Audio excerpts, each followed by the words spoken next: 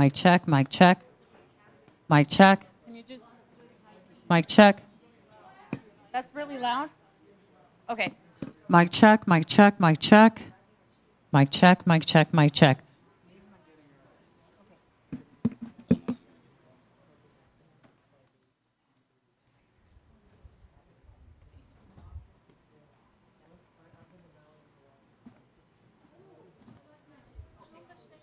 Yeah, he said that the mic check is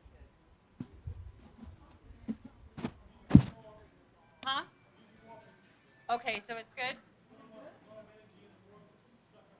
Okay, sounds good.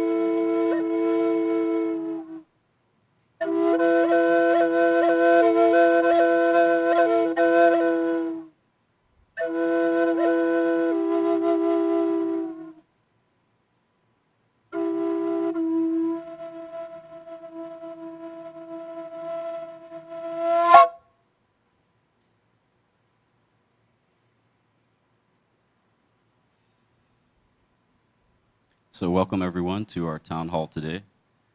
This is going to be a little bit different format than we may be used to, and it's going to be a little more informal. I'm not going to have the agenda posted, but I'm going as Spirit is led.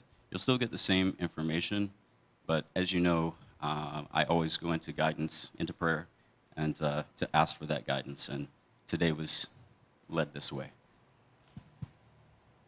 So I'll begin with the lighting of the Christ candle and the invocation.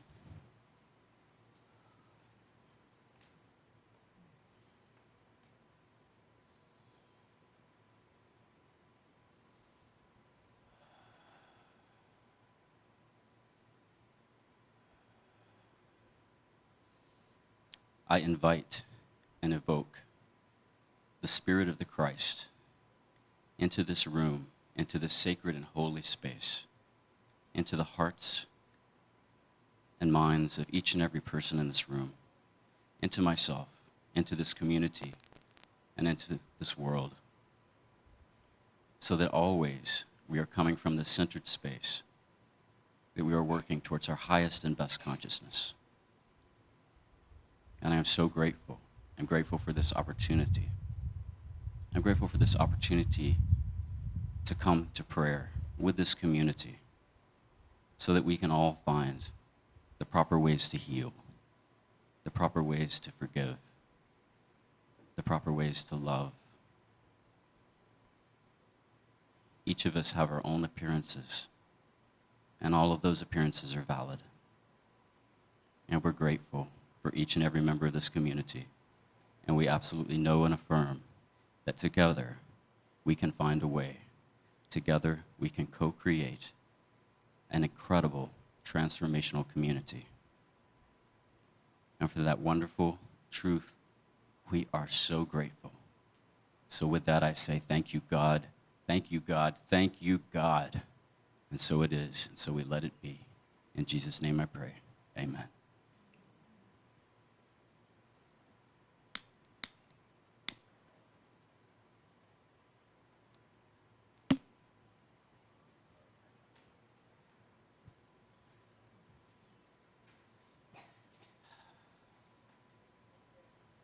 So I just wanted to say briefly why I'm doing things the way that I'm doing it today. I spend a lot of time considering the best way to do things in this community. All of my decisions are with careful thought and consideration, and I want you to all know that. And I listen to the guidance of those who have more experience than me, to those who have more wisdom.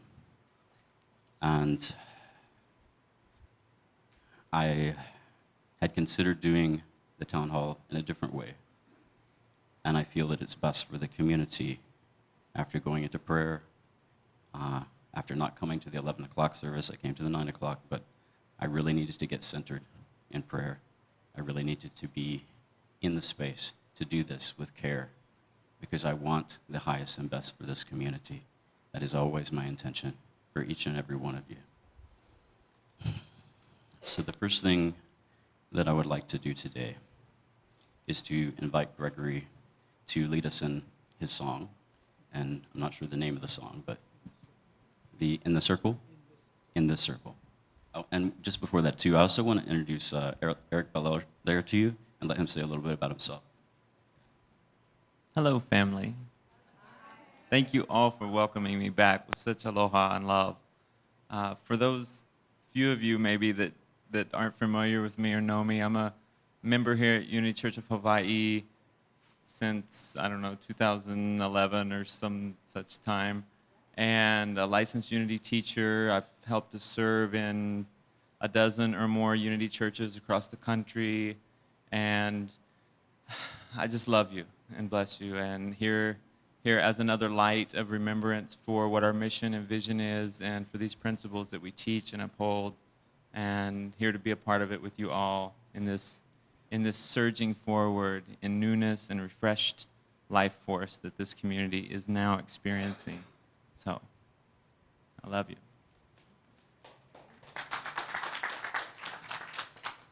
And I wanted to introduce Eric because he's going to be providing music and stuff for us. And I wanted you to know it's done with conscious intention and prayer. So, Gregory? So it's not my song, it's our song. It was gifted to me and I gift it to you. And it's the song that we chanted at the beginning of the two services, if you were familiar, if you were here, and it looks like everybody I see looks familiar, so perhaps you were, and if you weren't, it's pretty easy to learn. So I invite you to stand up and join in. It's a call and response, so all you need to do is repeat what you hear me say.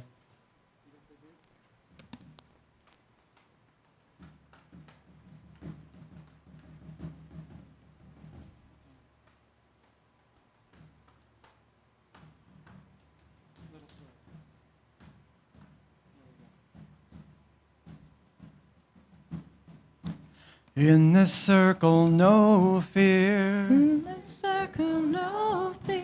In this circle, deep peace. In this circle, deep peace. In this circle, great happiness. In this circle, great happiness. In this circle, safety. In this circle, safety. In the city.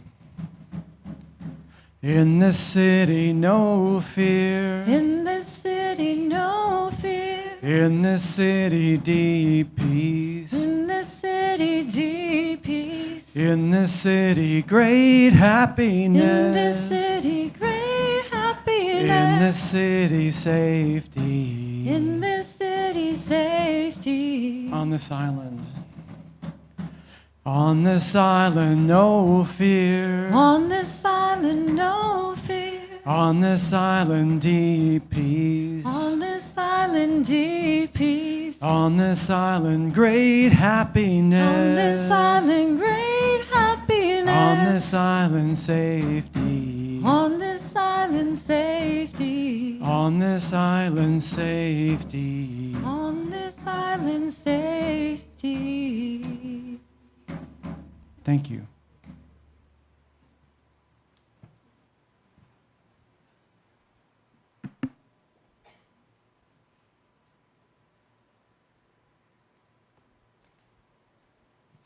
So you'll also notice that the agenda is blank. And, that's something that I know Gregory works with and Doug and Cynthia as well, just organically being open to what's alive in the room and the moment for the leading of Spirit. So the next thing that I wanted to do is invite Gregory and Gabriella to come to the front. And I'd like to give them some lays and offer the community an opportunity to bless them.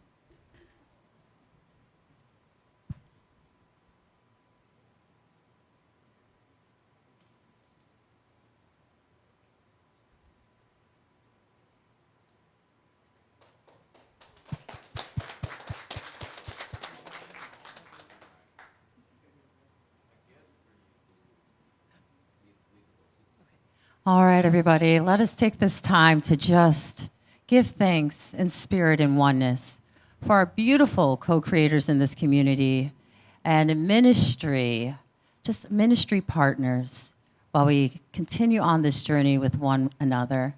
And so we say, Gregory and Gabrielle, we bless you. We appreciate you. We see the Christ as you. Thank you for saying yes. Thank you for showing up. Thank you for your love. Thank you for your love. And thank you for being you. And we give thanks in the name, the likeness, the nature of the Christ. And so it is. We bless you.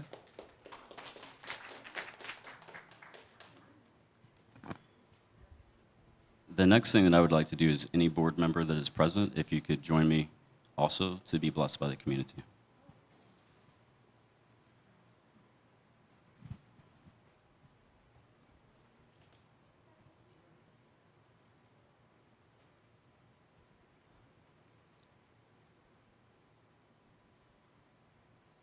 So, friends, let's raise our hands.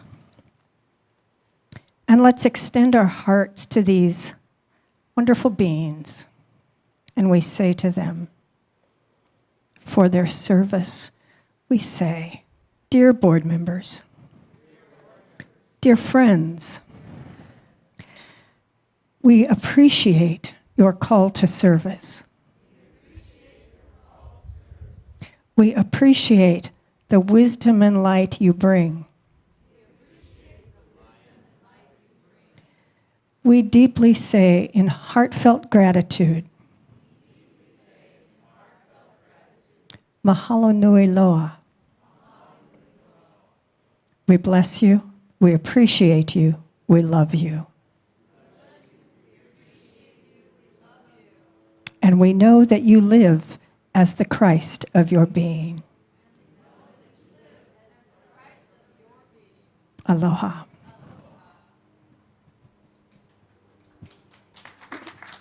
Thank you. So the next thing I wanted to do, just as before, is make the invitation to any board member that has had something that is alive in their heart that they're ready to release and let go of. It's an invitation to use the burning bowl, which is symbolically taking this issue, taking this pain or suffering, taking these thoughts of woundedness or harm, and if you're ready, and only if you're ready, to just take those and burn them up, symbolically giving them to God and releasing them to a higher force, to a higher energy that can take that for you. And just so all of you are aware, at any time during the meeting, if any of you are led to release anything that you're ready to release, the burning bowl is available for you as well, so just feel free to come up anytime.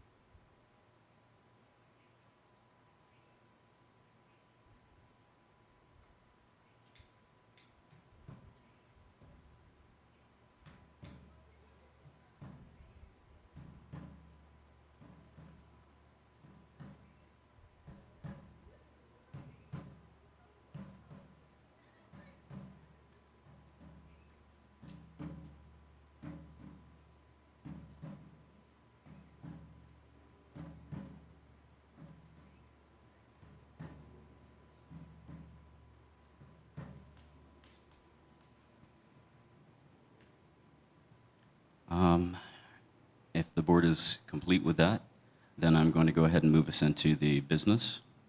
So, Debbie, if you would like to do the treasurer's report.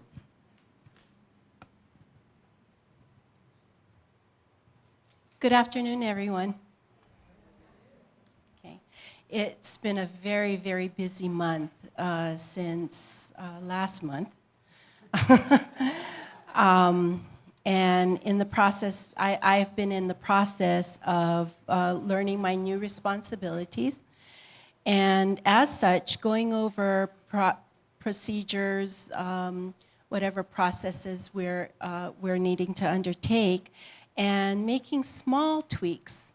Not a lot because, change is very painful. But these small tweaks are to ensure that we have checks and balances for our church accounting procedures. Normally, we would have a finance report, on the 10th from our accountant. However, they were in the midst of tax season when I had requested a meeting, needed to wait until April 15th, and not knowing exactly what was necessary and being able to coordinate our efforts, the March report isn't prepared right now. However, as soon as I do get it, it will be posted on the bulletin board.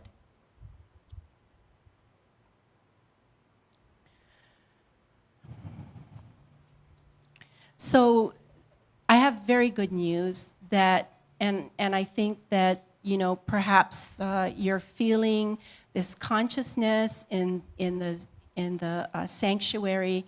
You're feeling the consciousness of fellowship amongst one another. And what we are seeing as a result of this raised consciousness is an uptick in our donations. So congratulations to all of you. Thank you very much. In this time, we've been blessed with the leadership, from Reverend Nicholas, Reverend Cynthia, Reverend Doug, and Gregory. And unfortunately, we need to talk about the expenses that go along with those. So what I would like to simply put out there is that we are investing in our spiritual home, that especially now is important to support all of the efforts that are being made to bring God to the forefront of our church home under the guidance of Unity Worldwide Ministries. Excuse me. This is a time of healing and evolutionary change for Unity Church of Hawaii. It's an exciting time that will shape our church moving forward. And so I just put that out there for you. I thank you for all of your efforts and also for our future endeavors to come as a church home. Thank you very much.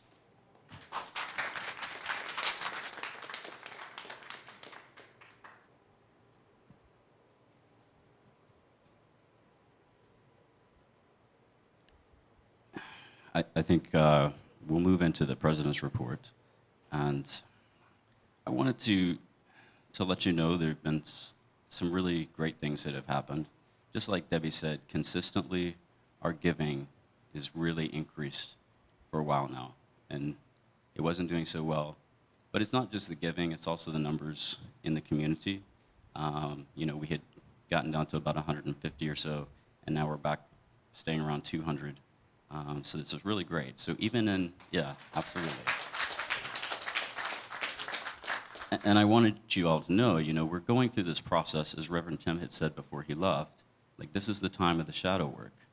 And the shadow work it's hard work. It's not easy. And we're called into this work to finally heal the systemic issues in this community. This pain and suffering that has gone on for at least 40 years and perhaps longer. And all of this is being done with such care and great intention. Unity Worldwide Ministries is in full support, absolute and full support.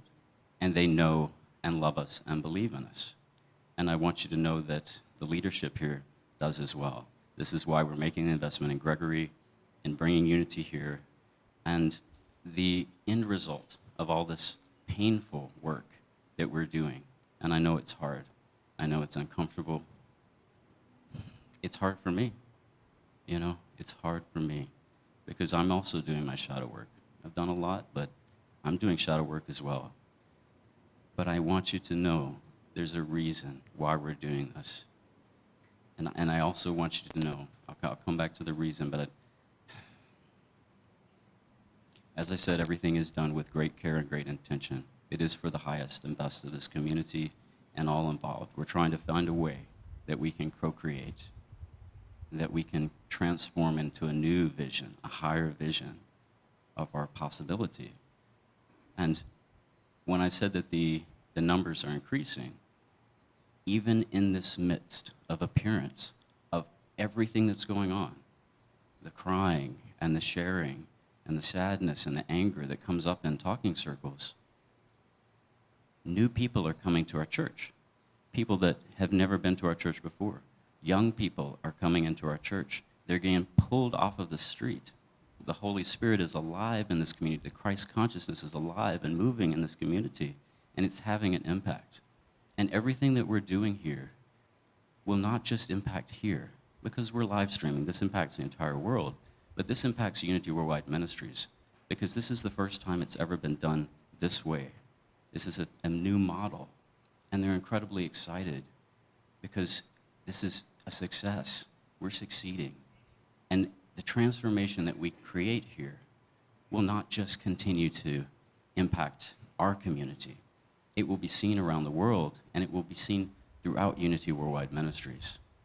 This is a new way, a new model for healing communities in crisis. And it's incredibly exciting, and each and every one of you are a part of that. And I'm so grateful.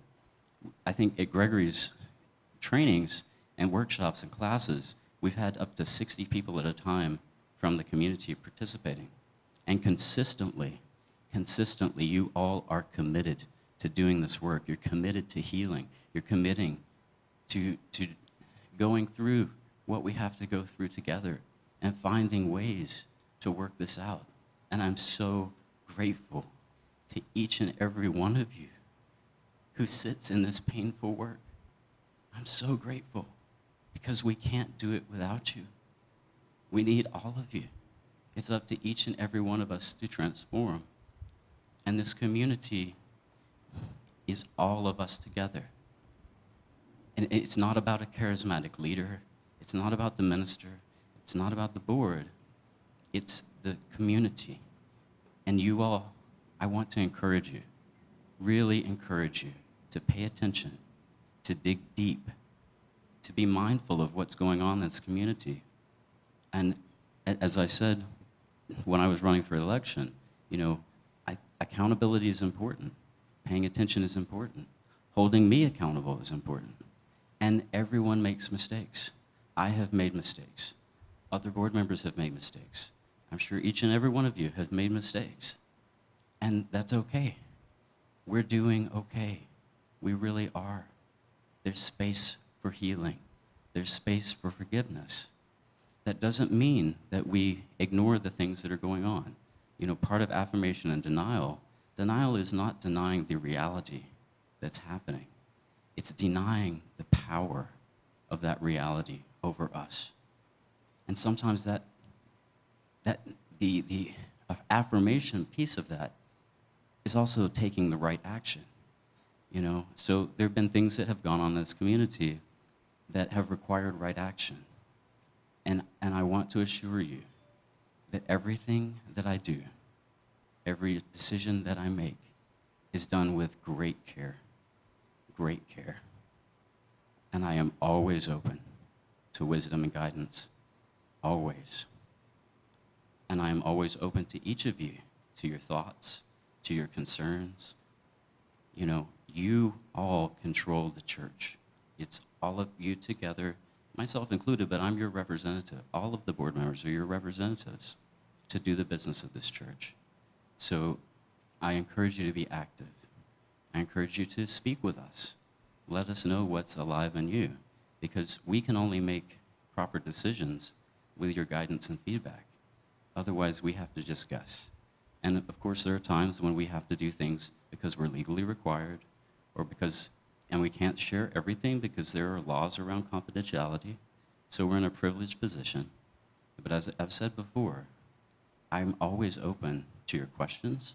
I'm always open to your concerns. I'm always open to your feedback. And I will do my very best to hear you, to meet your concerns. But this is a large community, and we're not always going to agree. Board members are not going to agree. Community members are not going to agree. And that's okay. We can be in disagreement and still love each other. And I want you to know, I value you. I value each of you, including those that I have deep disagreements with. That I love you because I see who you are, the truth of who you are. I see the Christ in you, and I value you. I honor you, and I understand you have concerns, and I understand you have needs, and I understand that you have pain and suffering, and perhaps I've been involved in some of that pain and suffering. And I am sorry. I truly am sorry if I have hurt you. And I will do the best that I can to make it right. I consistently try. So I want you to know that. That's my commitment. It has always been my commitment. These are not words. Ask people in this community who I am. Ask them their experience with me. Integrity is important to me. It's how I live my life. Honesty is important to me. I'm going to give you an honest answer when you ask me. As long as I can legally give you the answer, I will do that. So I wanted you to be aware of that. I wanted to be clear on that. I'm trying to think if there's anything else that I've missed here. Margie? No? So with that, I say, I love you. I bless you. I appreciate you. I'm in the role of acting president, and I'm absolutely your representative. I did want to just address a little bit. One thing I wanted to apologize about is that the last town hall we talked about sacred safety, and one of the commitments I made was to send a letter to the membership. And I had no idea when I took this position the amount of work that's involved. And I'm happy to do it. I work, honestly, 95 to 100 hours a week to do what I do. And part of the reason that it takes that long is that I ask questions. I go straight to the sources. I listen to people who are wiser than me, more experienced than me, and I collate that information and make the best possible choice that I can for this community. And that means that I contact Unity Worldwide Ministries. I am the point of contact.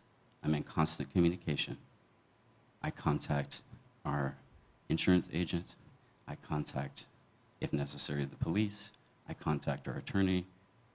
I get the information, and I make the best choice, because it's yes, a church and a spiritual community, but this is also a nonprofit corporation, and we have legal obligations.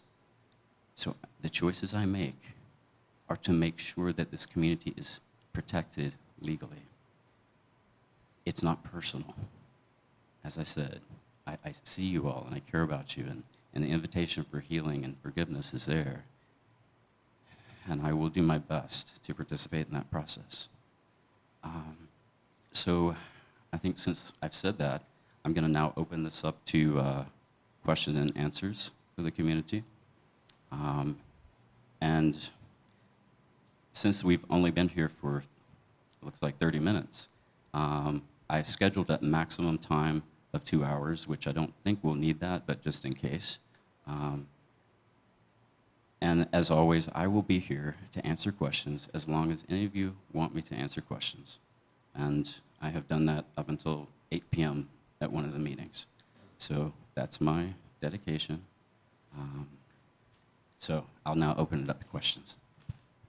Does anyone have a question?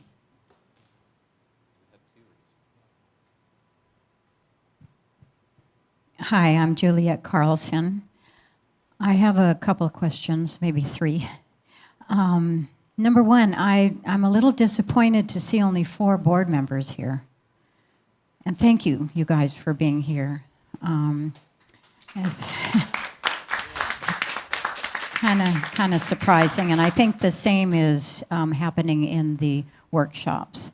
So anyway, thank you. And I guess my first couple of statements. I appreciate, Chris, the security that has been provided. I am feeling a little bit on the funny edge of safety, and I think that it would be good to let people know that there's a security fund, so maybe we can continue, because I know there's other people who have not felt safe. Number 2, Gregory,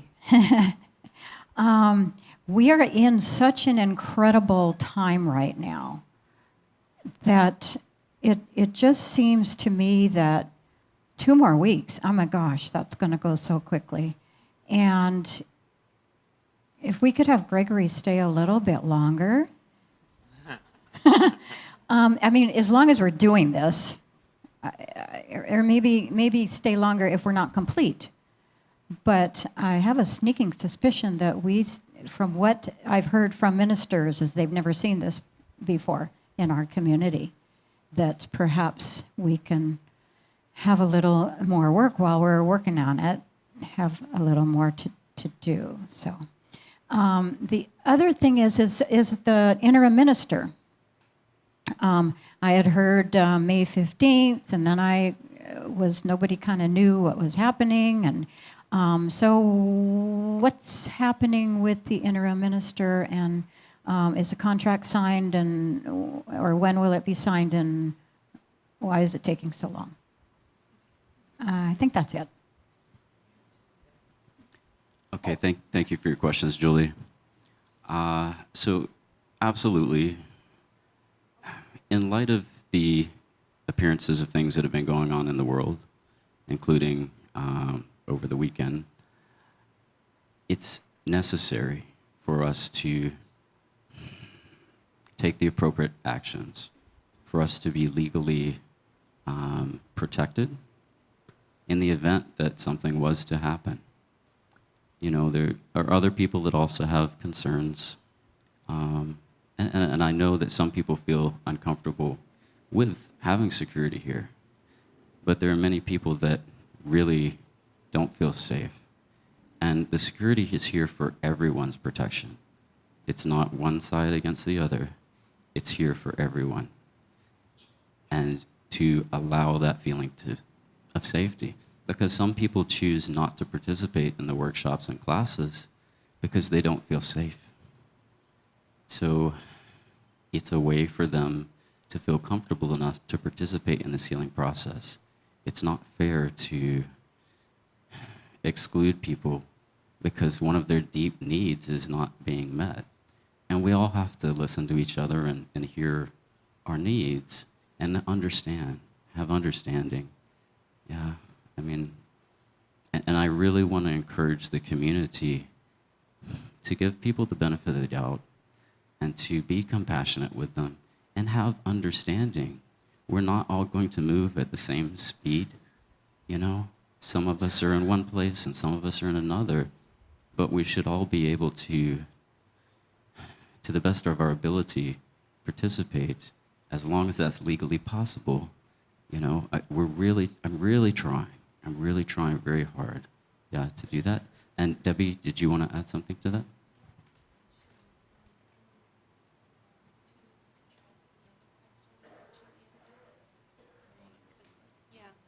Yeah, so Jerry's been working on negotiations with the interim minister. And we are in final negotiations, and that Gregory will be making that announcement soon. The intent is to build the interest without diluting, Gregory's going to announce. So we've got a lot to look forward to. We do have a minister that has been named, and like I said, we're in negotiations. Also, something that didn't get mentioned, UWM update. I think I mentioned all of the work that UWM has been doing to help our community. And they continue to do, even though they're not on site. So if they're watching out there, thank you, Reverend Cynthia. Thank you, Reverend Doug.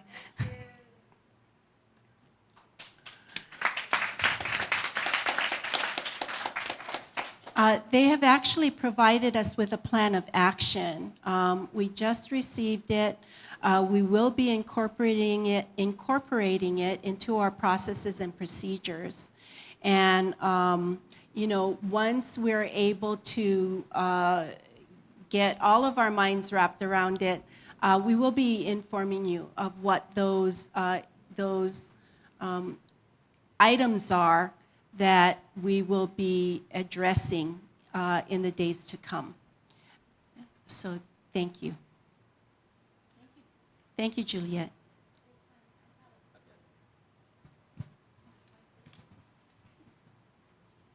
I know finances are always an issue. So this community is really good at raising money. And did you know that? Yeah. Abundant, vibrant community.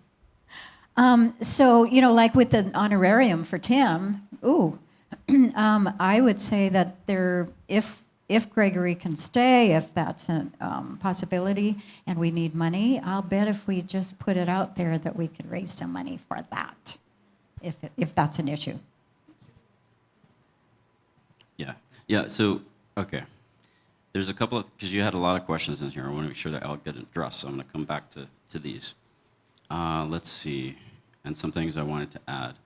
So if you're one of the people, and it's on your heart because you're not feeling safe at the moment, and you would like to donate to the security fund, your donation must specifically be marked for security. So far, all the security has been provided by donations from myself and by other board members, and also by congregants that were feeling unsafe. So it hasn't cost the church anything, and it's being supported in that way. Let's see, next. Is somebody, I thought I heard my name, okay. Questions. Yeah, well, I need to finish addressing Julie's questions, and then I'll go to the next one, I'm sorry. I wanted to let you know, too, that the work that Gregory's doing is is wonderful. And I just wanted to be clear that we won't be at completion. The interim minister that's coming in was specifically chosen by Unity Worldwide Ministries to continue this work with us for an extended period of time. That could be 6 months, that could be longer, but she specifically specializes in communities in crisis. She'll be doing the Q process with us, she'll be doing Eye of the Storm, she'll be doing nonviolent communication. She has many, many tools. So just because Gregory's leaving, and his contract can be extended, possibly, depending on his availability. But it's also, we're going to continue doing the work because, Unity Worldwide Ministries is clear that this has been going on for however long it's been, 40 years in cycles. We have to take the time to make sure that we're complete, and I know it's not fun, but if you've been to Gregory's classes, even though we're having this stuff, people have fun too. There's play and there's enjoyment and everything else. That we're going to be in this together. So I just want you to know that. I also wanted to mention a couple of things I didn't mention in my president's report. At the last town hall, after people had already donated on Sunday, we had a special call for donations. And just with the one call for donation, we raised, I think it was close to 2,000 or maybe a little more than 2,000. What's that? A little more than one, okay. And, but also there was another donation that came in the same, or intended donation anyway, that came in the same time frame, which was through a company that had a matching fund for donations. And I'm not sure that that's come in yet, but that one would be for $8,000. So people are donating. Yeah, so you all should give yourself a big hand for that one. Yeah. So that's that piece. I also want to let you know that Jan and Jerry and myself had a huge win with the preschool. And I don't know if Jan wants to address that or not, but we were able to come to a point where healing is happening with the church and the preschool. Yeah, and that's a really big deal. Yeah. The preschool parents are much happier. The preschool itself is much happier. This healing is happening, like not just here, but throughout the community, and we're working together really well now. And as long as we continue to build trust together, and that's the thing, this is a process of learning how to build trust, because people aren't going to just trust. It takes time. So that's what's happening. The preschool's going to release every bit of information we've asked for. That's part of the commitment. Everything is happening. Like, we're doing it in a loving way between each other, and so I'm very excited about that. And Jan and Jerry have been working on that, and Sergio invited me to be a part of that process as well. So that's a huge win for this community and for the preschool. Yeah, so. This is a quick follow-up question to Juliet's question. I know that in the town hall, we have oftentimes raised money, so that's why I'm asking it now. And the question is there an estimate or even a guesstimate of the kind of level of expenses that we're looking at that we could even start talking about now? Because I know when we put it out for the audio-visual, we got, that $10,000 like in a couple weeks. So I would like to just even, I know it's not exact, but how many tens of thousands? What a guesstimate? Yeah, I don't like to do guesstimates, and I also, I understand round figures. Reverend Johanna and I really need to sit down and get down to exactly how much, or that ballpark figure. But right now, we don't have that. If we wanted to give, Yes. what should we say on that, on the check? Transition? Yes. UWM or transition? Transition is good. Yes. Transition.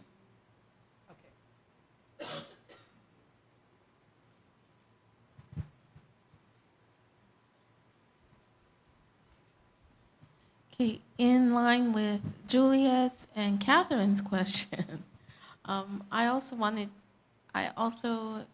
was curious as to how much funds we raised and how much we still need to raise for the transition. And if you could remind me, what was the call out for the donation after town hall last time? What were the donations for?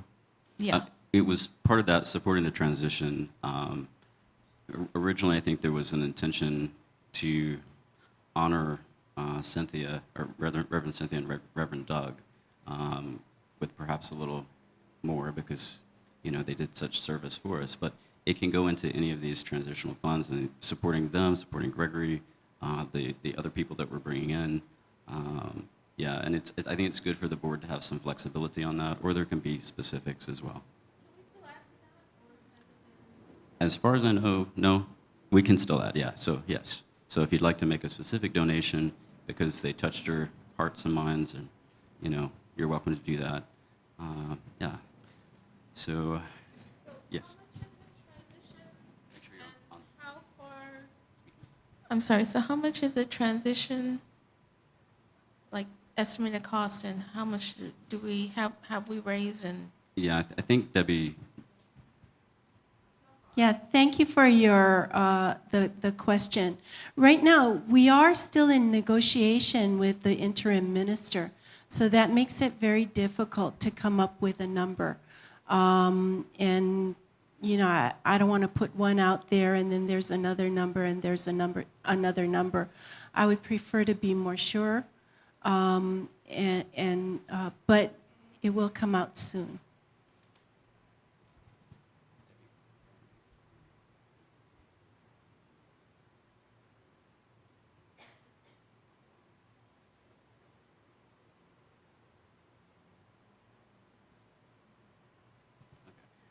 What I would say is that it's a substantial amount of money.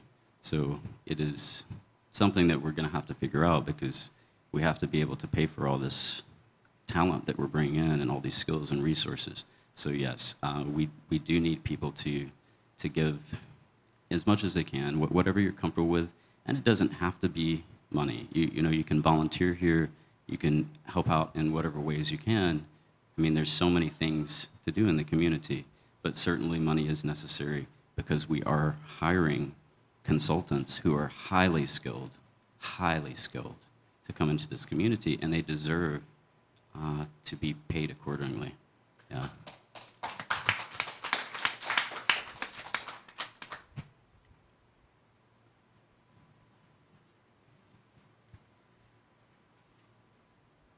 One specific thing that I know will be helpful with the transition minister that we're working with would be airline miles. And since everybody's idea of substantial is different, and we're talking about how much over our budget, right? So we're already going with as far as our budget was planned. And it's more than $30,000 over at this point, okay, for the year, just so you know. Yeah, does that give some clarification? Are there any other questions?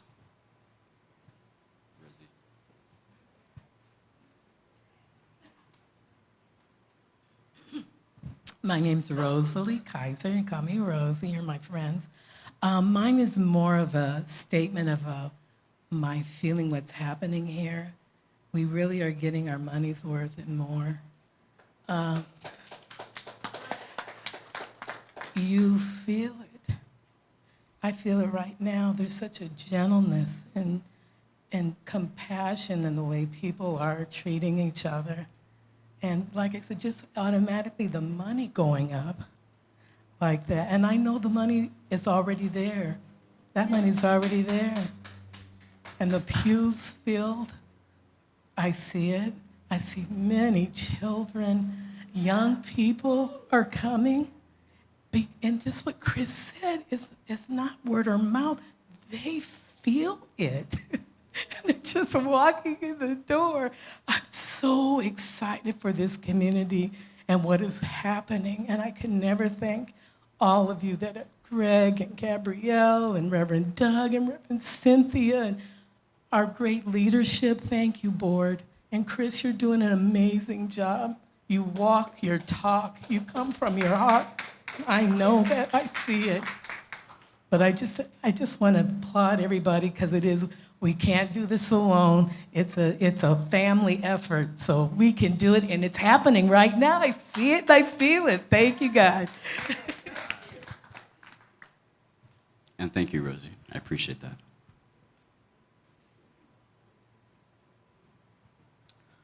Chris, I have a request, which is that when you talk about the things that you're doing, that you would be a little more clear about which things the board has decided upon and which things you're doing on your own.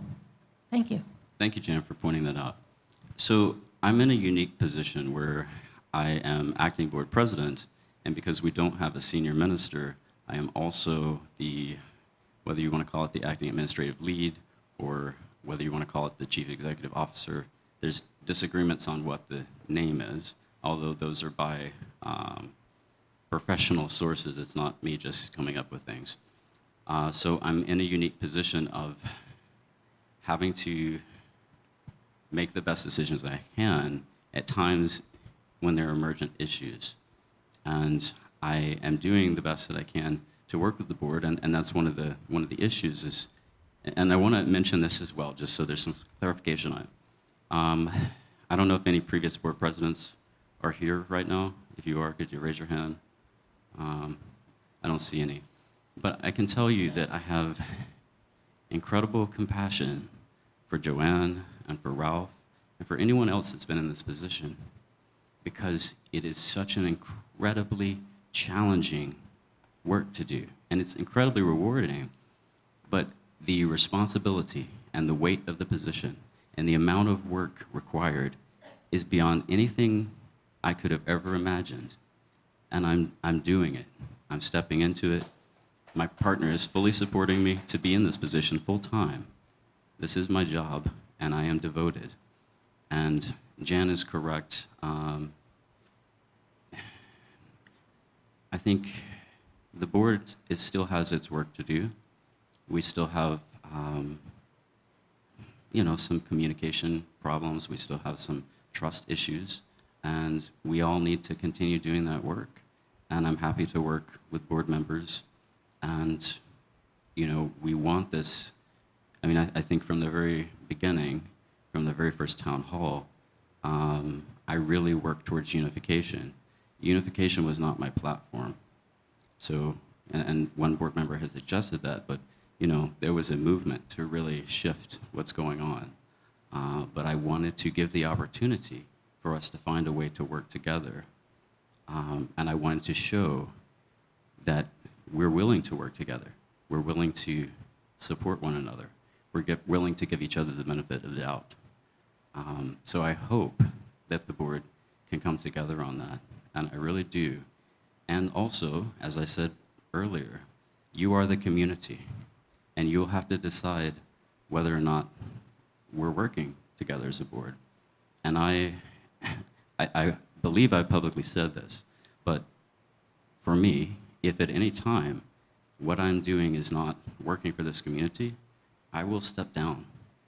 And I can also let you know, I am always here to support the senior minister. I have left this community before because I had a philosophical difference with one of the previous ministers. Not that either one of us are right or wrong, but I did not want to cause a disruption in this community that would create a schism. So I withdrew from the community until that minister did something else. He went to another church. And I want you to know, too, that when another board came in and made a decision that undid one of our commitments to that minister, I fully 100% supported that minister because we had made a commitment, and it was to a charity, and I felt it was out of integrity not to support that. That's how I live my life. It's not about me. It's about doing the right thing, doing the best thing. So I hope that answers your question. Yeah.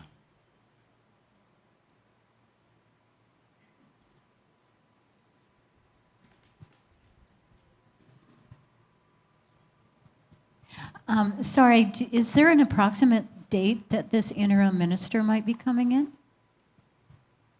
Yes, this interim minister has a commitment with their community that they must give a 60-day notice.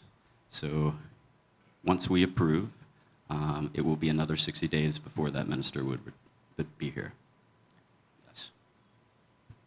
Yeah, I have a request regarding donations for specific causes like transitions. I think people who donate for a specific cause should receive a letter that says, thank you for your $100 for transitions. Total cost of the church for accomplishing this project was $30,000. $27,500 came from donations from the community. The balance came from the general fund. Just sort of some side of accountability about, what part our donation had in accomplishing that objective. I think that's a wonderful idea, and I see Debbie taking a note on it, so I think that's something we can put in place. And I believe the board already has a policy in place. I'm not exactly sure how it's worded, or there's a proposal. There's a proposal for a policy that would have a little more acknowledgement towards that and a little more clarity, and that's something that Kathy was working on, I believe. I will do that. I believe in what you said, that is the right thing to do, and I will make sure that it takes place. Thank you for your suggestion. Yes, I believe so too.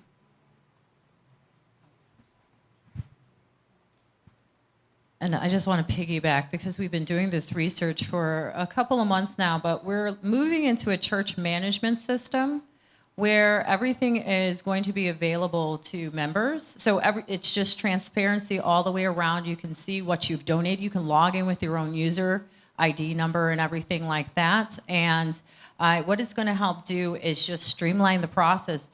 There will be people like the finance team inputting information.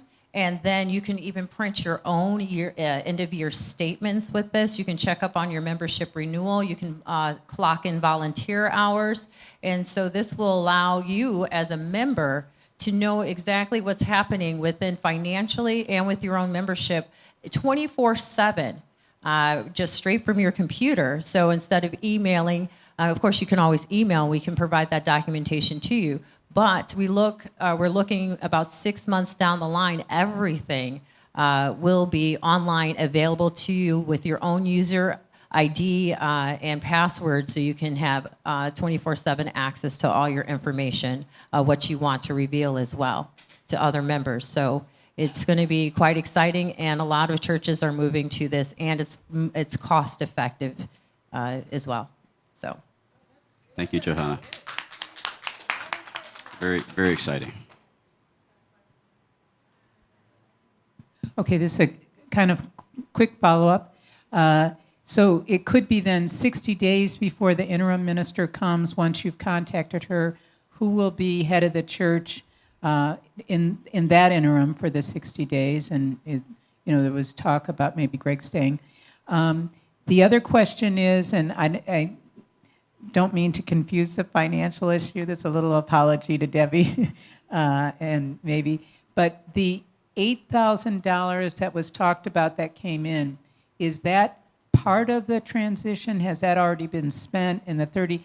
And if this is too much, we can just say cut that. I'll just say I know that is in process, but it's done through a corporation, so it's until that corporation gets that to. I know the commitment's been made. So it hasn't come in as far as I know. For the transition, that's my question. Was that for the transition? It's a pledge. For the transition? Or just a pledge? Okay. Yeah, I'd have to, find out, but yeah. Well, Unity Worldwide Ministries is, as far as I understand, very confident that we have many competent people in this community. We have an associate minister who is ordained in another ministry, but is also, I believe, going to get special dispensation. So from Unity Worldwide Ministries, and we have many. Yeah, we have Margie, we have Levitt, we have many people in this community that can, fill in this times. Yeah, the president is as the administrator as well. Yeah, so there could be lots of opportunities for people. Hi, this is just a follow-up for Debbie in regards to the thank you letters that Jeff mentioned. I think that's a great idea, and I remember getting those letters from Reverend Sky. And just in keeping with keeping our costs down, I'm happy to receive emails. So might want to introduce that too.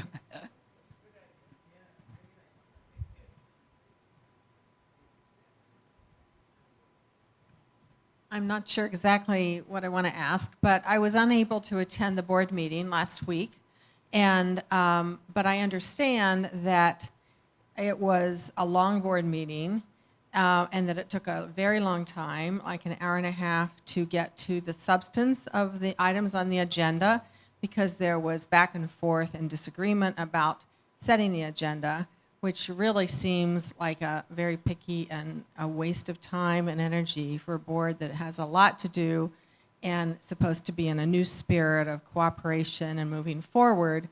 I also heard that some of the items weren't actually finished, and I heard that maybe there's another board meeting set up before the next regular board meeting, and is that true, and when is it? Because I'd like to attend if I can, and just wanted to hear your comment, because I think that part of the excitement and the energy in the congregation and membership is about, you know, having a board that works well together and is functional and really has the, you know, is willing to put aside things, little things or technical things, to just get the job done.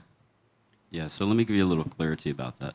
The board has a policy in place that the agenda must be in by a certain time frame, so that everybody has a chance to read the.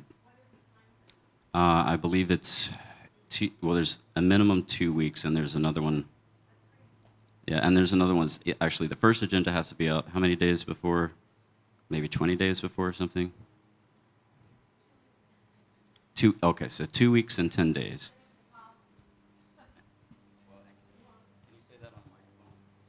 Policy. That's no, I'm way here. too long. Thank you, Sally. I'm hearing you. So our policy is that we get the motion that will be brought before the board 14 days in advance. And 10 days in advance, all of the documentation that goes along with that policy must be in and distributed to all of the board members. And the purpose for that was that we were getting many policies on the day of the board meeting, not giving people sufficient time to read through and get a sense for how they wanted to vote. And then there would be a very hard push to get this passed for whatever reason. You know, we don't have this currently, we have to get it done now. And so to allow the board members to really get a sense for what they're voting for, you know, we passed this policy. I understand the need for notice, and I completely agree that board members should have an opportunity to really be able to know and think about proposed actions and policies. But there also are issues that come up that in any community that have to be dealt with, like now or very quickly. And so there must be, right, some exception, like if there's something that happens and, you know, you don't have a board meeting and then you have to have 2 weeks, and what if the board meeting, you know, is before 2 weeks? So is that the following board meeting, like 6 weeks later? I mean, it just seems cumbersome for issues that demand a very immediate or thoughtful, but quicker response than that policy seems to allow. So when the policy was introduced, I think it was understood that we might miss by a few days sometimes, and that would be fine.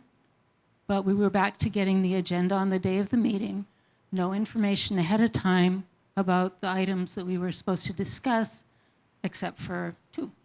And so it didn't make sense to try and act on something when we didn't have the information on which to base our decisions. What took an hour and a half, unfortunately, was deciding which items were of an emergency nature and had to be taken up. And that I think we could do better on because it wasn't that murky what needed to be dealt with and what didn't.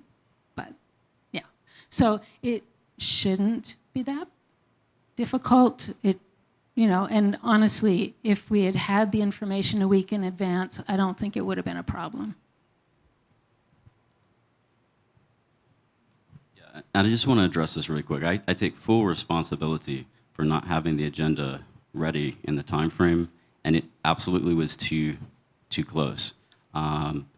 There were extenuating circumstances. One thing is that I'm learning. I've told every board member and asked every board member to help me in this process. I've also told each of them that I'm available by phone. You can call me if you have any questions. And I've reached out to many of them.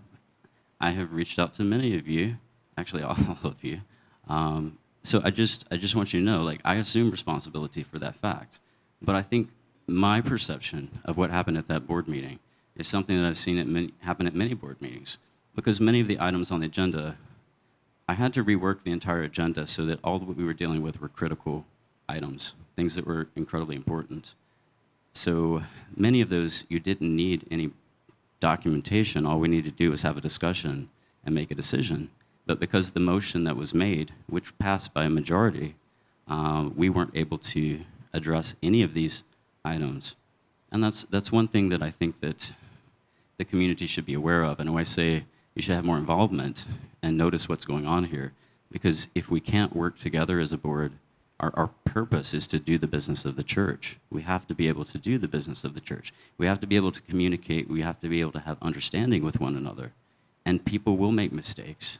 And certainly, I made a mistake. I own that. But it would be nice if we could have the benefit of the doubt, or we could have a discussion, rather than having a motion which invalidated the entire agenda, which took an hour and a half to figure out what was actually the absolute most critical things, and we still didn't accomplish most of the critical things. That's not okay. So we have to figure something out. Either as a board we have to figure something out, or the community has to figure something out. Oh. Who has the microphone? I have the microphone. I'm not sure what it is I want to relay. I went to the board meeting. It was, I think, the first board meeting I've really attended. I was late coming in because of work. And as soon as I opened the door, my heart started racing. My nervous system was just on edge. And my personal experience was there was so much vitriol and anger in that room. And I went to the church service last Sunday, Easter Sunday, and I haven't been attending regularly here. And one of the things that really impressed me, one of the things I've really noticed, is that this community, for the first time, I think, ever, that I've ever seen, had a sense of we are a community despite not having a leader or despite not having a charismatic minister. We're all here and we're all self-generating this sort of spiritual experience. And when I hear people talking in this room about all the healing and stuff taking place, I think that's wonderful, and I can see it on this ground level. But when I walked into that room, it has not happened in our governance. There's distrust, there's rancor, everything is bogged down, the things that you want to happen in this community are not going to happen. This is my opinion. Okay, this is right. Let me take that back. The things that the vision that we have, I'm hoping is going to percolate from the ground up. Because at the top, from my looking at it, it's not as functional as would be optimal. Is it functional? Does it do things? It does things. So, right, and Jan says, is it better than it was? And she says, yes. I don't know. So I'm glad, yes. So I hear another person saying, do I have a suggestion? Our board needs our help, right? If we're hoping that the leaders are going to come down to help this community, I think if one thing I've seen is that we have to raise up. Our spirits have to raise up. Our vibration has to raise up. Our interest in leading ourselves, saving ourselves, and healing ourselves has to raise up. But I just wanted to say and point out what I see as a big opportunity of healing in the board, and that maybe it needs a lot more help, a lot more involvement, a lot more prayer, a lot more spiritual support, a lot more participation. And I know it may not be popular to point out the dark place, but I'm telling you, it's broken. I don't want to say that like speaking in all or nothing terms. It sounds like that. It needs a lot of help. It needs a lot of help. And it needs help from us. I don't have confidence. It's not a prediction. I don't have a lot of confidence that the board is able to resolve and heal the wounds that are there. There's so much mistrust and rancor. So the board needs us. The board needs you. Right? I don't have confidence they're going to be able to do it themselves, and there's a lot of stuff that needs to be done. I see everybody. 1, 2, 3, 4. Hi, my name is Joanne. I was at the board meeting also. It was wonderful to see so many people there. It felt that it was stuck because of the Robert's Rule of Orders, and that's not my favorite thing anyway, so I might be very biased. But they were using the instrument, if you will, to sabotage, or maybe that's a very strong word, too strong, but it's to manipulate things so that we kept going around in circles. So it seems to me until the instrument itself or the format or whatever you want to call it is changed so that some interim or some designated referee or facilitator or Jesus Christ, that would be wonderful, would be able to say, now it's time, somehow assist the board. It can't be from the board itself. It needs to be an outside person that all people that we have trust and faith in to do that job, which would be a very difficult, though very wonderful job. Yeah, thank you. Thank you. I do want to address this. Let's see. My observation in being a board member and acting president of the board is that Robert Rules is designed to be an ethical system. It's so that there's fairness for every person, including the minority. If every person on the board does not understand how Robert's Rules works and are equally proficient, the person with the most understanding controls everything. And this is my first time using Robert's Rules, and I am so busy. I don't want to claim it that way. I have so much to do.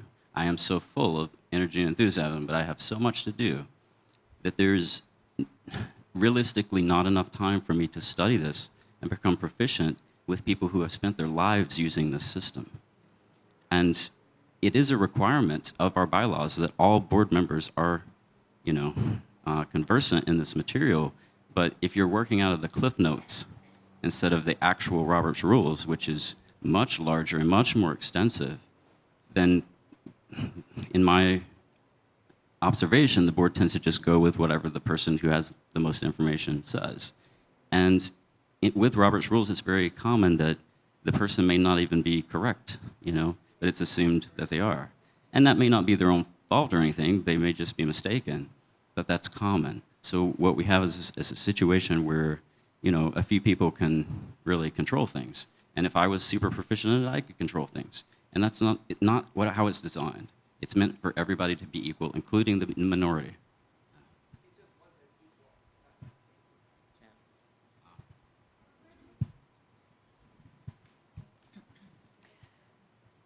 We have had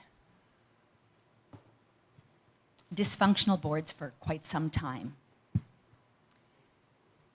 And I'm wondering about the pattern of looking at, as a congregation, we don't always know the people. We only go by what they're saying to get on. And my experience has been that even when we have those talks, people sound wonderful. And they are very, very seated in unity principles and in doing the best and all of that good thing. And that is probably their intention. Unfortunately, shadow seems to come with power of being in a position. We lost someone who was quite wonderful. And I suspect that there was a nemesis someplace. We have old board members, not in age, just have been around for a while. Were on the board previously. We have new members. And unfortunately, even though there has been a change, there's not a change to the degree of what we really, really, really need. So if there is someone, and the board knows very well if there are someone or someones, if there is a way that that can be brought up in the most loving way, that that person or persons can be removed from the board. I don't know, I've not gone through our bylaws. I've been president for 5 years of an organization. I finally got rid of it. I was president of another organization. I've been there, done that. I've done the Robert's Rules, and I'm not great at it. Matter of fact, I stink at it. But if that's the way things are and that is what is to bring order and rules and whatever, great. The thing is it seems to be a systemic. It seems to be an individual base. It seems there's something going on there. And new, old, or indifferent, if there are people who are bogging the system down, it appears to be time that the community knows that and in the most loving way be able to change that. And I know, Chris, you're a detail person, and I get there too. It's like all the ducks have to be in a row, and sometimes that can be to a fault. And so I think it is taking the best and leaving the rest.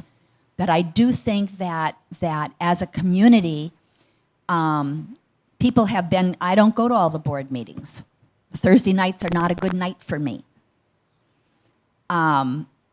I have another commitment usually. And I think those in the community who are there have seen whoever is causing whatever. And I'm just thinking that something needs to be done. And the fact that your board members are not attending everything that is being offered by Greg, I've just, I've not been able to be there because I already had commitments for the first 2 weeks or more. I'm hoping to be there this week. I'm hoping to be there maybe next week. But I think that it is very sad if the community is healing and our board is part of our community and they are our representatives. Why? And you don't ask a child ever why, because they say, I don't know. An adult knows better. And if they're on our board, our board president is not here. To me, that should not even have been something that was someone to be considered as a president if they're not going to be here for weeks on end and to miss all of this that, from what I'm gathering, is fabulous. I listened to the first service, I listened twice. And then I came to this service because I was so impressed with what was being said. And if we're going to heal, I totally agree. It has to be from the top down. Okay, thank you for sharing. I want to do one thing really quickly. I do want to put a time limit on the sharing to a maximum of 3 minutes, and if I could get somebody to be a timer so that everybody gets a chance to speak. Gregory wants to address Emmett, but I also want to address your questions really quickly. One of the things that I find frustrating personally on the board is that, as you said, we've had some major things happen, and we can't even address those issues. We can't address the audits from the elections. We can't address what went on with Reverend Tim. We can't address, many, many things that need to be addressed because we're so behind, because the business is taking so long to do, which is why every item on the agenda was critical. So to take another extended time to just throw the agenda out without discussion is just, to me, yes, there was a long discussion, Jen, but the motion was everything is off the agenda. So if everything's taken off the agenda, then we have to go through every individual item again and say, is this critical, is not critical, rather than just having a discussion. That's one of the issues, I believe. We have to be able to do the business of the church. It's just to keep the doors open. That's why I work so much, because we're trying to catch up with everything that is so far behind. And there have been individuals that slow things up on occasion. And, the community, and I will address that, is empowered. That's part of what I've been talking about here. Your bylaws empower you. If you're not happy with the board, you can either ask the person to resign, or you can call a community meeting and with a petition and, petition removal. That's an option. You could ask the entire board to resign, myself included. That's an option too. You could choose individuals from the board, but you as a community are the only ones that can decide that. It has nothing to do with me or any other board members. You have to make that decision collectively and decide what you want to do. And that may be the appropriate action. Let's see. As to having a facilitator, that's a great idea, and I have talked to Unity Worldwide Ministries. They have recommended a parliamentarian who could work with us. But once again, unless we have someone who specifically wants to commit to a parliamentarian fund, this particular parliamentarian, who is one of the best in Hawaii, and they say specifically has the skill set for us, is $180 an hour. So we cannot have a 4-hour board meeting at $180 an hour, and we may not even be able to have that. But if somebody wanted to donate and the board agreed to it, that's a possibility, because then it's even, for everyone. And to address Tom's thing, Tom has done an excellent job. Some members of this board have publicly apologized for what happened in this community. Tom is one, Debbie is one, Marcia has also, and I'm sure there may be others that I'm missing, and taken full responsibility. They cried, it was very heartfelt. They realistically understood the impact on this community. And I know other people have felt great guilt and sorrow as well. So there are people on the board that are willing to work together and work this out. And Tom is one of those people. When I've seen Tom leading the meetings, he's brilliant. He's an incredibly smart man. He's incredibly skilled. He's led multi-million-dollar boards of hospitals, things like this. I mean, yeah. So, and yes, he's not here, and he was aware that I would be the one in this position. Yeah. So, and I'm sorry that's the way it worked out, but the other option was that I would, immediately be president. I wanted to give the board the opportunity to unify, So it really is trying to do things for the best of the whole community. And if that's the wrong decision, I apologize. Yeah. Debbie has something she wants to add. And Gregory, I want to give it to you. Okay. Well, let me get his question. Is that all right? So I'm just tracking that. I heard Sally ask a very specific question about, is there another board meeting coming up soon? And I didn't hear an answer.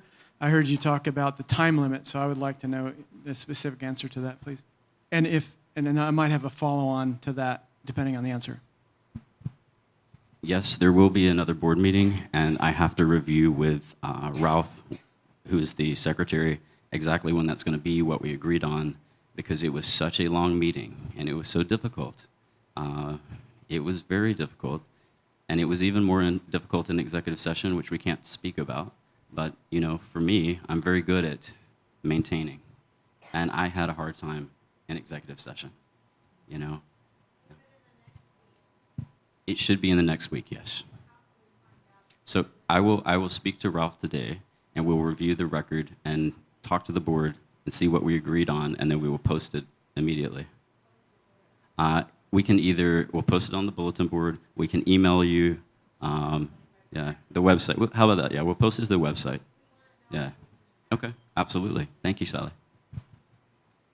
In that case, I'd like to follow on with an offer, which is to facilitate that meeting using a different method. And I recognize that might take some Robert's Rules maneuvering. I totally understand that that's the system you're required to use, and I hope that there is openness to trying something new, because that's another part of my work you might not know about is governance and decision-making in community. And so I would really love to offer the board and anyone else who's willing to attend to observe an experience of something different, that if my experience is anything, and I have lots of experience with this, it will be transformational. I don't guarantee, so of course I can't guarantee outcomes, but I really believe that if we could try something different, it might open up a ray of light. And, if I can come back to Hawaii at some point or stay longer or whatever. I'm not committing to anything, but I'm saying it's possible. But I would love to offer that as well. So my specific offer is to facilitate a board meeting in a different method if it happens while I'm here. And thank you, Gregory. I would absolutely love that. I really would, and I hope that the other board members are open to that as well. We are, under our bylaws, required to use Robert's Rules, but we're also allowed at any time to suspend the rules if the board agrees. And I would happily suspend and happily try a new system, and I would love for you to facilitate. And that's a board decision, so we'll talk to the board about that.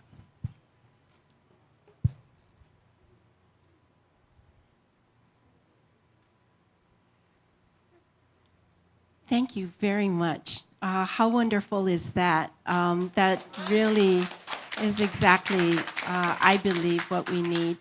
And we will go forward.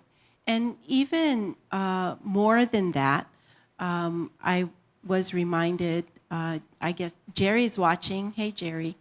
And he asked to remind everyone that as well as Gregory's talents, we have the talents of our interim minister that is coming in. And she has been specially selected by Unity Worldwide Ministries, knowing some of the problems that we have encountered, and has the skill sets to help us to address these issues. So we continue to go forward. I'm very anxious, to try something new, because it was said that, crazy is doing the same thing over and expecting a different outcome. So, absolutely, something new. I'm looking forward to it. Thank you, Debbie. And as you'll bear with me, I'm going to put a chair up here because standing like this is a little difficult.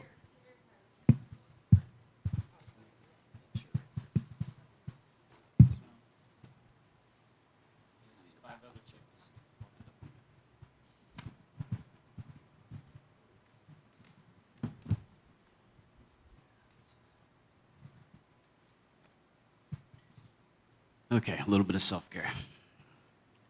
Yes. Hi, I'm Mary. Okay, I invite all of you to attend a board meeting because when you attend a board meeting, you can see what the problems are. And you will find that our new board, the majority of our new board, are absolutely, totally in line with each other. There is no problem with the majority of our board. It is not that we have a whole dysfunctional board. We do not. But we have a few people who hang on to something old that they can't let go of, and that is our problem with the board. And so I advise you all come to witness it for yourself. As far as, Reverend Cynthia told me that as far as removing members of the board can't remove members, UWM cannot remove members. The only people who can remove the members is the membership, and I mean the membership, not the congregation, the membership. So if we decide we want to remove someone from the board, we start with us. Nobody else. No board member can be engaged in it. Nobody for UWM can be engaged in it. We've got the power. So I advise you, come see the board meetings. See what the problems are. See if we want to engage eventually down the line, maybe with the help of our new interim minister who might advise us as to how to go about this. Actually getting rid of some people on our board. Let's just check it out, okay? That's all I have to say. We have a great board, you guys. It is not wholly dysfunctional. If you go to the meetings, you see that. So I advise you all, come to the meetings. Thank you.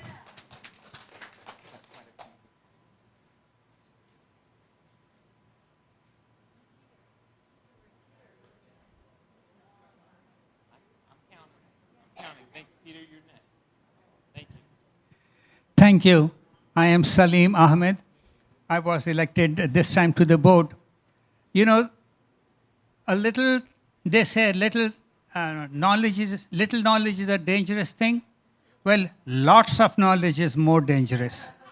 And that is what we seem to be having in a board. I was going through the UWM and the pro forma of bylaws. The pro forma says that the board can remove some of its members.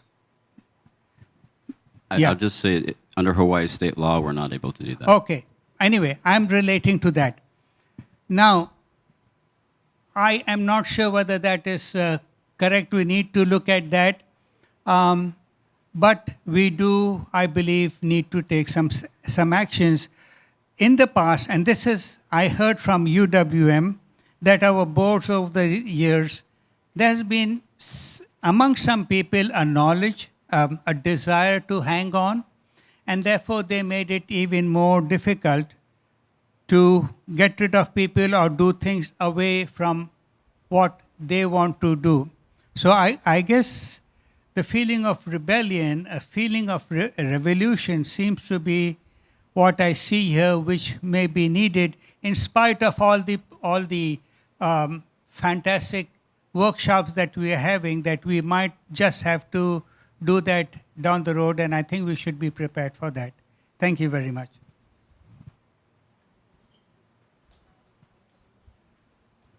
Okay. What's your name? John. I was really inspired by one of the ideas that you said. I wasn't able to listen to the second half of what you said, but you mentioned how there have been some charismatic leaders here in the past, and then I started to notice that it kind of related to what Gregory has said a couple times about his style, which is very different from that.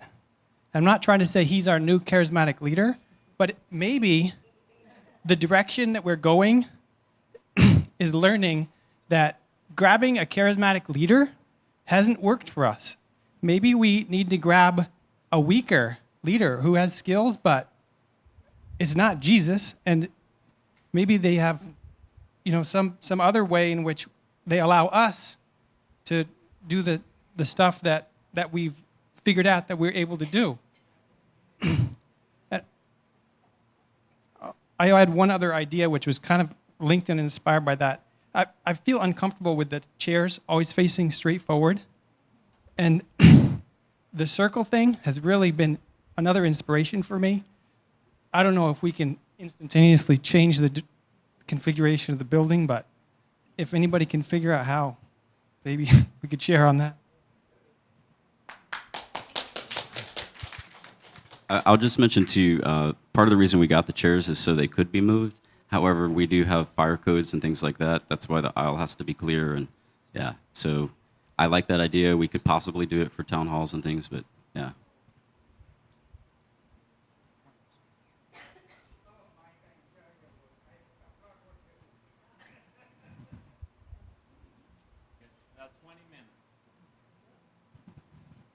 See how long I can stand. I think my question is more in terms of Joy, can you make sure to there? In terms of the interim minister. I was asked down in the courtyard, what's going to happen and how soon will we have a permanent minister? And my answer was that we will have an interim minister first, and it could be many months. So then the question is, what happens after that? Will the interim minister help us with the recruitment of a permanent minister? I've been here over 30 years now, and so I've seen them all and seen a lot. But I think people just need to know what's coming up. And I think Marjie's going to answer that. And also, it's Unity World Ministries will be involved in all that process.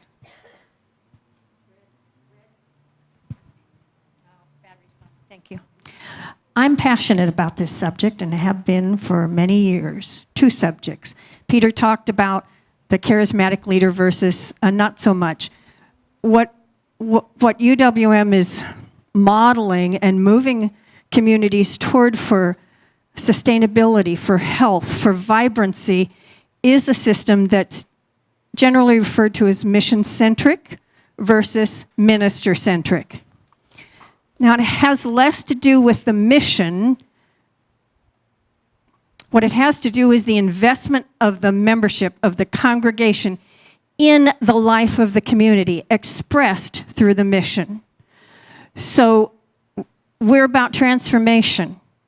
If we're all invested in that, and the leader takes us into that territory, all of us together, but we're the ones who choose how to express through this community and sort of set the minister in that direction as our point person.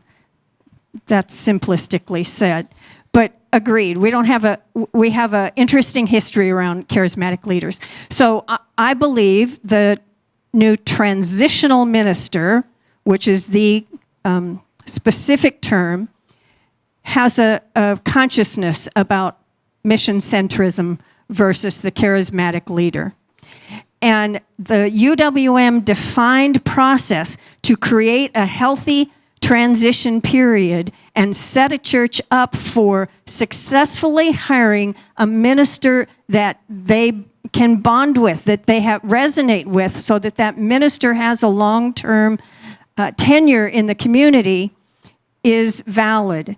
And it is this transitional process. It began with Nicholas being here as a bridge to carry us through until the UWM team could come and Gregory could be here to be this fabulous bridge of healing processes, of setting a ground of helping us communicate together even in our differences.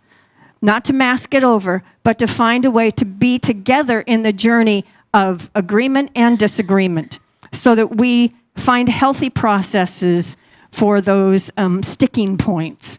And the next process then is the transitional minister, who unfortunately has a commitment, can't come until things get settled, or we won't know what the date is until things are confirmed. And I know that feels tenuous, but somebody spoke to the fact how we've got great leadership and strength in this community, especially in these chairs. The less you are looking to the front to be the leadership, and the more you understand the leadership rests in your wisdom collectively, we are beginning that process of moving toward a healthy community. And so the transitional minister, as several people have spoken to, has the skill set to be the journey, to take us through the journey. They will not help us hire a new minister. They will prepare us to be in that process of executing a search and hiring a minister ourselves. I'm going to take 2 minutes and tell you what happened with Gary Kanye, who used to be in this community, moved to Maui, and was inspired to try out for his own community, knowing that would take him to the mainland. He connected with a community, sent his resume. They said, oh, we like the look of this resume. Let's have a conversation with him. When they finished the first interview, they said, well, we're going to meet together, the search team, and discern what our next step is. We will communicate with you by such and such a date to see if we want to take the next step forward with you, because we do everything by discernment in this community. It's not, here's a process, here's a timetable. 3 months from now, we'll have 3 candidates in to interview. They looked at numerous resumes until they felt resonance with Gary's. And each time they interacted in the interview search team process, they said, we like this. Let's go to the next step. In 3 months' time, Gary was the only candidate that they actually invited for the interview process. And 2 days after his Sunday, the weekend, the tryout weekend, in his Sunday message, they made him an offer. Because they all fell in love with one another the moment he and Owen landed in Texas. What's not to love about those two? But the process was so beautiful to watch that it was the wisdom first of the search team, then the wisdom of the board that gets involved, then the wisdom of the collective community who said, yes, we have prepared the way, we have done the work we are required to do, needed to do as a community, and so we can recognize, we can see the heart of this man and know he is our leader.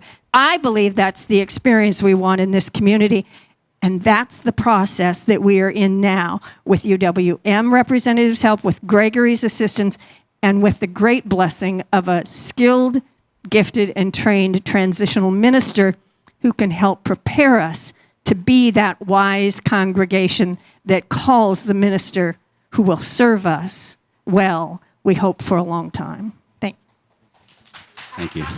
Thank you. I also want to be mindful that there's about 15 minutes left. So if you have a question that's on your heart, I saw Sally's hand up. Oh, I'm sorry. Eric's managing it. So. I'm Bonita. And 3 years ago, when I first was on the board, we took a type of test that told you what type of personality. And there were 5 dominant personalities on the board that I was on. So I'm just putting it out there. Maybe that should be a consideration, because I observed people do present themselves a certain way, like Sue was saying, when they're trying to get on the board, and then this other type of personality comes out. Sometimes it's good, sometimes it's not so good. And so it was those type of personalities that ended up being on the board. And I have to tell you, for 3 years, now, so the last year and a half, I always had a lump in my stomach. My doctor wanted to put me on medication. Said, Marcia, your nerves are shot. What's wrong? What's going on in your life? And I just want to let you know, when I got off the board, let me tell you, that pain right here, it left. Okay, so that's what I was dealing with, those other 5 dominant personalities.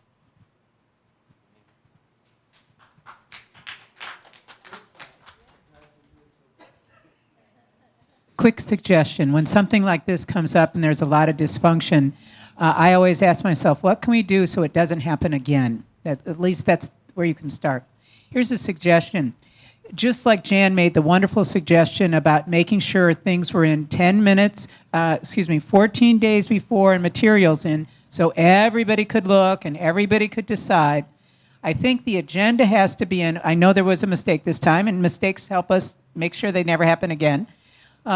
So the agenda is in, and I think you maybe should approve it before you start the meeting so that no one can come in on the last minute and just whoosh again and disrupt the whole process. There is a place for emergency items, but that could be done by email before the meeting. And so that's my suggestion. I think just to say, it's my experience is that we don't always have the best communication, and sometimes people don't even see emails and then make assumptions because they haven't seen emails, and so it's difficult. Like, which I would like better communication. I think that would really help all of us. So, but thank you for that suggestion, and I'm open to it. In regards to the board, I was at the meeting, and I did notice that there were certain subjects and maybe certain members that were a little bit stuck. And I know that the board had done some training together. I don't know if it was with Greg or when Cynthia and Doug were here. But were some of these issues that may have come from the past, were they addressed? Did they get, talked about, or were they healed? In my perception, we only had a short amount of time. There were many other things that were supposed to be covered, but because of the level of distrust among members, we were not able to complete the trainings that we should have. So I think Reverend Doug and Reverend Cynthia did the best that they could, and we're still in a point of struggle. Can I follow up, please? Okay, because the board is our overall governance, I think that's something that we should have as a priority. I mean, yes, we want to heal our community, but it comes from the top down sometimes in some instances. So I don't know if Greg wants to stay again, if all of that, comes into play. I think that is something that maybe we can put on the priority list, at the top of the priority list, is to have that training or session, whatever we want to call that, with the board members. Thank you. I would love that.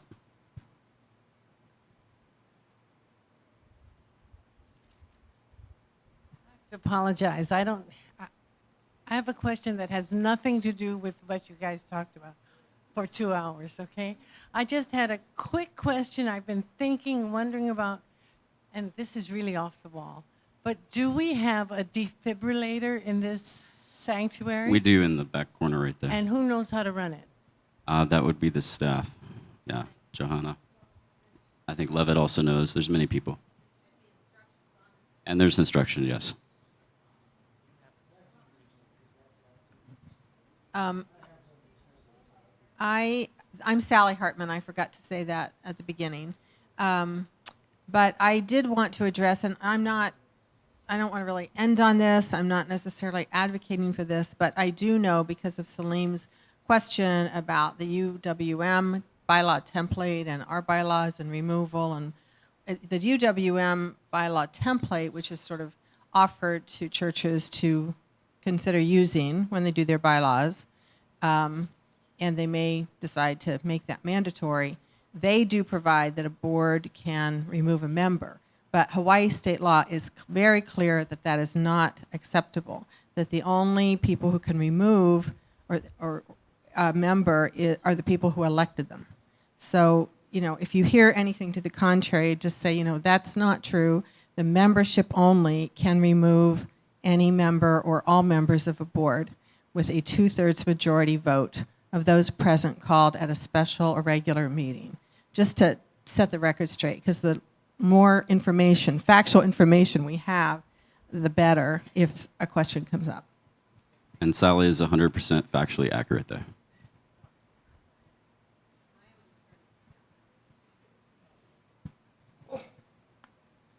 Good afternoon. My name is Jim Earhart.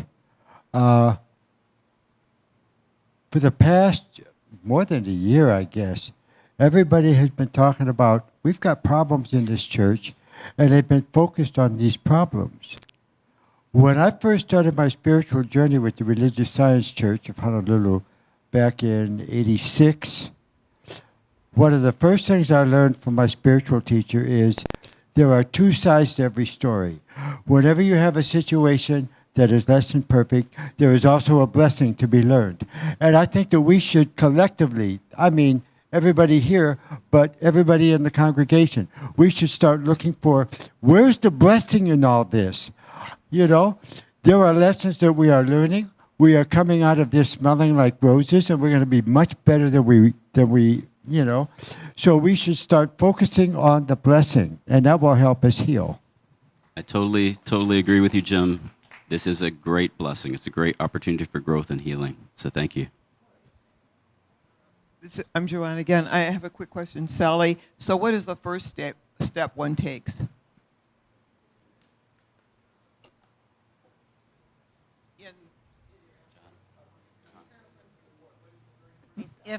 If the membership or some people in the membership wanted to remove a member of the board, I look at it again, but there has to be a petition signed by so many members of the congregation. That petition is submitted to the board, which has to call a special meeting and give the proper notice, which is basically at least mailing it 15 days ahead of the special meeting. And the notice has to say exactly what the purpose of the meeting is, and nothing else can be talked about or acted on at a special meeting. But it has to be generated by the membership with a certain number, and I can't remember, I probably have it with me, but I think it may be 25%. But that may be a different percent. But that is the... Yeah, it's in the bylaws, yeah. Of members. It can't be congregants. You have to be a member at the present time. And once again, Sally is factually accurate. And just to say, this needs to be probably the last question because we need to close it up. So, yeah. So is there a specific wording? Is there a format that needs to be followed? Okay. Okay, and the reason they're just concerned that Johanna had, am I correct about the equipment and the heat? And yeah, you want to address that? First of all, so our live streaming,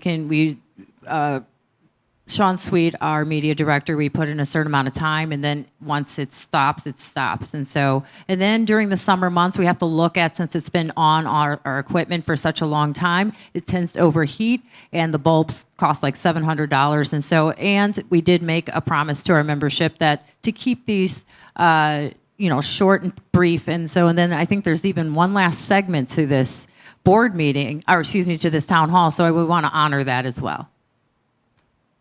So it's just to bring us again together to close, with prayer and everything. So, and as I said, I'll still be here available for questions. I do want to go to the restroom, but other than that, yes, Gregory.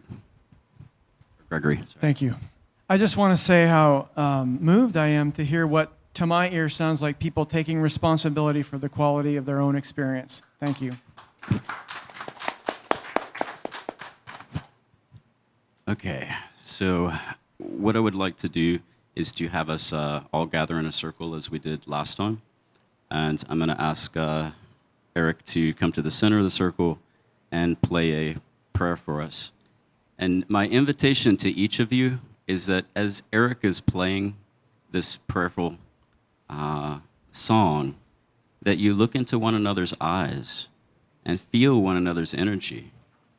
And just take moments to connect, and after we're complete, maybe give each other hugs, come together as a community and show everybody how much you love and appreciate them. So that's the invitation. Thank you.